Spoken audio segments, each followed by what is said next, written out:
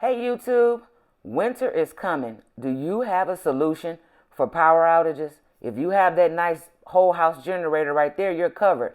But so am I. That's my whole house generator. Yep, it's a doghouse, but it's still my whole house generator. And for a lot less than that guy right there. So if you want to know how I turned that doghouse into my whole house generator, all you have to do is stick around for the first episode of Officially Fran's Jimmy Rig Projects.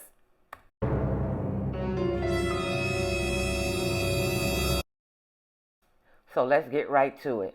Under that doghouse, watch me move it, look how easy it is my portable generator that I use as my whole house generator when the power goes out. That generator right there cost me $7.99 at Menards, and I get an 11% rebate. Let me stop and tell you right now that I am not a professional and this is not advice. This is for entertainment purposes only. There are two ways to take a portable generator and use it as a whole house generator. In the small picture right there, you take the generator, you plug it into an outlet box. Your electrical panel then has a transfer switch located inside right next to your panel. On the other side is the method that I use. I have my generator. There's an outlet box outside. That outlet box is wired to my main panel. That main panel has a interlocking kit on it that sits on two 30-amp breakers, which controls that outlet box. So all I have to do is plug my generator into the outlet box, start the generator up, go down the basement, turn off my main power, then turn on that outlet, and it powers everything that I turn on inside of that box. So no running cords out of the door, no moving your refrigerator to plug it up to a cord, to run a cord outside to the generator. All of that is eliminated. Okay, enough about that. I'm going to stop and let other me finish explaining the rest. My generator, it sits in this spot all the time up under this doghouse. I bought the doghouse from Menards. I think that it was like $75 for the extra large doghouse. It has a roof in the sides and an opening on the front for the door. It also had a floor. I did not install the floor pallet. There's some old tile that we had from when we remodeled the bathroom, and I keep my generator sitting right there. And there's a little extra oil that I had. The cord to my generator is also right there tucked up under the bottom. Let's go around the other side so you can take a look.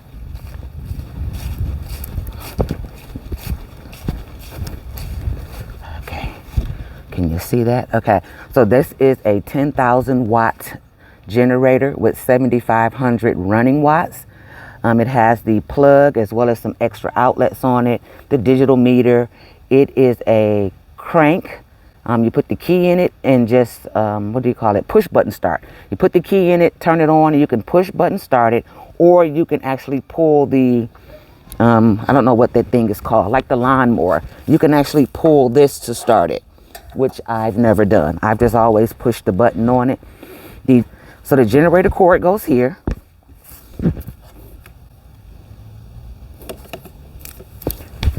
That then connects to my house over here. And so what you do is you plug in your generator. Then you come over here and you open this up and you plug the other end of your generator cord right there. It goes in and it's a twist and lock.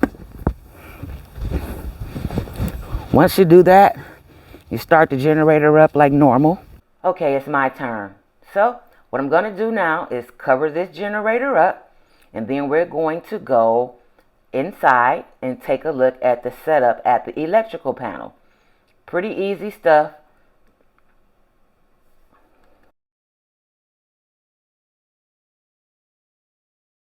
So now we're inside, and this was my electrical panel. This is a hot mess. Note to self, when you're looking at houses, open up the electrical box. Actually take the cover off, because this is what was hiding behind there. And there just wasn't enough space for the things that I wanted to do. So I had an electrician friend of mine put in a new 100 amp 30 space panel. so that I have more than enough room. He got rid of all of that old, decrepit, dangerous looking wiring. So I'm going to let her take over again and explain this part to you. Okay, so now that we are inside, this is my electrical box, and it has a sticker on here cautioning, letting you know that there is a portable generator on site. And here's the box. So what happens when the power goes out is that I come down the basement, and this is the main that comes into the house. You turn this off by switching that over. Then I can turn on, which is 30 amps right here, to a double 30 amp breaker. Allows me to turn on my generator. Now I can't turn the generator on now because the house power is on, and this lock is a necessary piece. This ensures that if you don't have or try to turn both powers on at the same time, which would backfeed, and if an electrical worker was working somewhere, you could possibly shock them and kill them.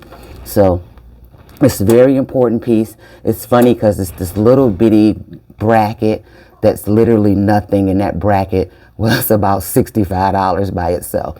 But it's for safety reasons, and you cannot turn them both on at the same time. So you have to turn off your house power in order to slide this bracket over. Then it will allow you to turn on your generator power. And then when the power comes back on, you want to turn your generator off. Well, it's the same thing because now it's stuck. So you have to turn the generator off first, slide it back over, and then you can turn the main back on. Now, along with that, there is another warning sticker here. My turn. This sticker tells you about the InterLock kit, and it also has the startup instructions. So all you have to do is read this. Even though I start mine up a little different, the next person who moves in this house will need to know those details. So I think it's a good thing that it's there. Okay, it's her turn again. I'll be right back. I also have an alarm that I purchased off of Amazon, and this alarm is wrapped around the hot leg of the power coming into the house. And so what that does is when the generator is on and the shore power is off, when the power company restores power, this will alarm that there's power on that hot side, letting me know to go and turn off my generator and switch back over to the power company's power. Most of the time my neighbors text me and say, hey, the power's back on. Guys, get prepared. You don't want to wait to the last minute and need a way to heat your house when the power goes out. You don't want to be out there trying to find a generator with everybody else. Remember Texas? Those are my dogs. That is Brownie and that's Muffin. And see that fence right there? Follow me to the next video where I show you how to build an easy, fast, and cheap fence to contain your dogs. Thanks for watching Fran at Officially Fran's Jimmy Rig Projects.